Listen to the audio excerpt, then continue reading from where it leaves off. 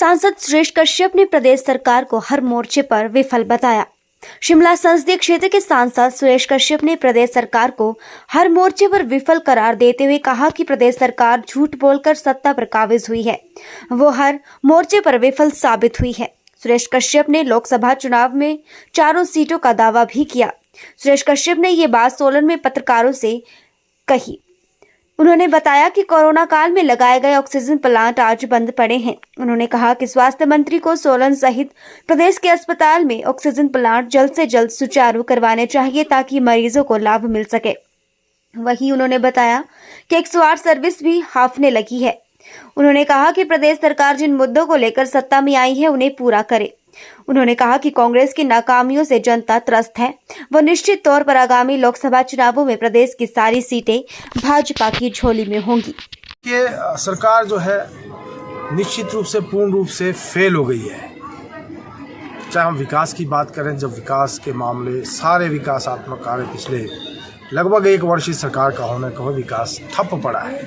दूसरी ओर नगर निगम में जो मेयर और डिप्टी मेयर का चुनाव होने थे, ये सरकार उनको कराने में भी असफल रही है। और आज हम चाहे कानून व्यवस्था की बात करें, चाहे स्वास्थ्य की बात करें, हम चाहे अन्य क्षेत्रों की बात करें, जिस प्रकार से पूरी व्यवस्थाएं चरमरा गई हैं, तो मैं समझता हूं कि सरकार जो झूठ बोलकर सत्ता में आई थी और झूठी गारंटियां देकर सत्ता में आई थी, आज जनता के सामने एक्सपोज हो गई है। और जनता भी अब समझ चुकी है कि किस प्रकार से इन्होंने झूठ बोलकर सत्ता हथिया ली है। लेकिन आज प्रदेश का जो विकास है उसको कराने में सरकार असफल रही है। और जो है आने वाले समय में जनता जो है लोकसभा चुनाव में इसका बदला जरूर लेगी। ये काफ़ी चिंता का विषय है। मेरे ध्यान में मामला आया है कि सोलन में स्वास्थ्य की जो सेवाएं हैं वो चरमरा गई हैं।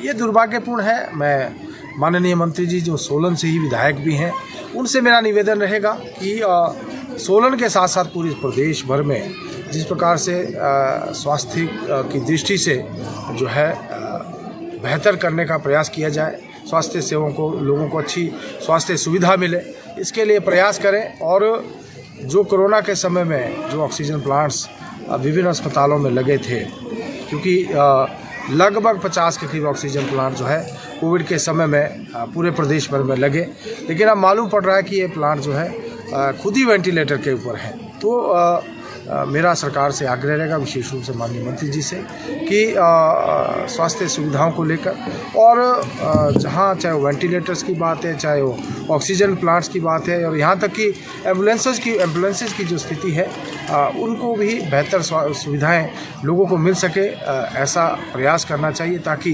जो प्रदेश हिमाचल प्रदेश स्वास्थ्य के क्षेत्र में बेहतर सुविधाएं देने में देश भर में नंबर 1 था, फिर से जो है स्वास्थ्य सुविधाएं वर्तमान सरकार भी उसी प्रकार से मुहैया कराए।